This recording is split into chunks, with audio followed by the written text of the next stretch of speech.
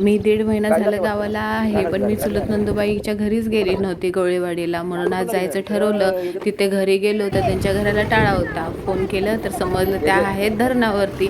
म्हणलं रस्ता चांगला आहे, गाडी घेऊन जावं, तर पुढे एवढे खड्डे खड्डे लागले ना बाबा, जाताना नुसतं धडक धडक टेम्पोवरती बसल्यासारखं वाटत होतं आणि समोरून मोर गेला एकदम. मी आता कविता करतोय काय का आता बंद आयुष्य आज खोपून गेल्या मुली. मी सत्ता कविता करायला मी गणेश कवी बोली. समोरून मोर गेल्यामुळे आपल्या गाण्याची कविता अर्धीच राहिली. काय माहित कोणती पोरगी त्याच्या मांडात बसले. अहो रस्ता एवढा ओबड थोबड होताना शेवटी गाडी लावली खाली, नावीवर धरणावरती चालत चालत गेलो. आणि आमच्या नंदुबाईच्या गावाला एवढे करवंदाची झुडपं आहेत ना, जाता जाता करवंद खात खात गेलेलो. त्या आलेल्या शेरड्या चरवायला तिथं त्यांच्या बघा त्या 4-5 छोट्या छोट्या बकऱ्या आहेत. मस्त करवंद एवढी तोडून दिली ना. आणि ते बघा ते आमचे दाजी तिथं होते. काय करताय दादा? करवंद 2-3च भेटली.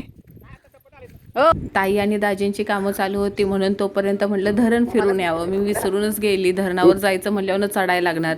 कसं तरी लडकडत पडत धडपडत धरणावरती पोचले. आणि पोचल्यानंतर जो दृश्य जो बघितला ना, म्हटलं एवढी मेहनत कामाला आली. पोचल्यानंतर एवढं जिकडं तिकडं पाणीच पाणी. आमच्या कुंभोडेवाडीला पाणी नाही आहे, त्यामुळे हे पाणी बघितल्यानंतर बाबा खुशी गगनात मावत नव्हती. मग काय मी ठरवलं इथं आले म्हणलं 4-5 तर रील बनवायच्या. अगोदर माहीत असतं एवढं भारी वातावरण आहे तर लवकर आलं असतं. अहो सांचे पाराचं टाईम झालेलं, काहीतरी 5-6 वाजलेले आणि फक्त 15-20 मिनटं होते आमच्याकडे. अंधार पडणार होता. गण्यानं एवढा भारी व्हिडिओ शूट केला ना, इकडं तिकडं वाकडा तिकडा मोबाईल फिरवत आणि ना मागचा बॅकग्राऊंड तर लय भारी दिसत होता. शेवटी म्हटलं चला पटकन. आणि नंदुबाई पण आवाज द्यायला लागल्या. बघा ना अंधार पण पडला आणि परत एवढं उतरून खाली जायचं होतं. आणि तिकडची शेती तुम्हाला दिसत असेल, डोंगरावरची शेती आहे, त्यामुळे अशी तुकड्या तुकड्याची शेती असते. घरी गेल्यानंतर आपल्या बारक्या सासूची मज्जाच. कोंबड्या भेटल्या त्याला. मग परत नंदुबाई घरी आल्यानंतर सगळा गोटा झाडलोट मारला. त्याने त्यांच्या शेरड्या बांधून ठेवल्या. आणि एवढी करवंद भेटली आम्हाला. सीझन संपत आलाय ना, त्यामुळे कोवळी कोवळी करवंद एवढी गोड होती ना.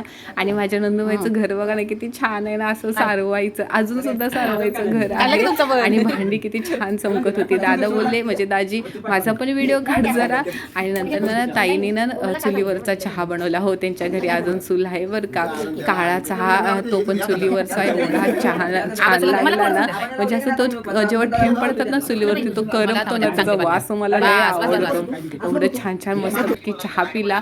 आणि ह्याला तर काय तिथं शेरड्या भेटल्या, परत मांजर भेटलं, कोंबड्या भेटल्या, एक प्राणी नाही सोडला. आणि कोंबड्या आम्हा कोणाला घावत नव्हत्या आणि त्याच्या अंगावर सरळ सरळ जाऊन बसत होत्या. कशानं कसलं निवांत बसले त्याच्या मांडीवरती. आणि मांजर पण त्याला सोडत नव्हती. तो तर म्हणत होता दक्षके मी इथंच राहणार आहे. आणि ती मांजर चक्क गाडीवर येऊन बसली. एवढं छान वाटलं ना. चला मग.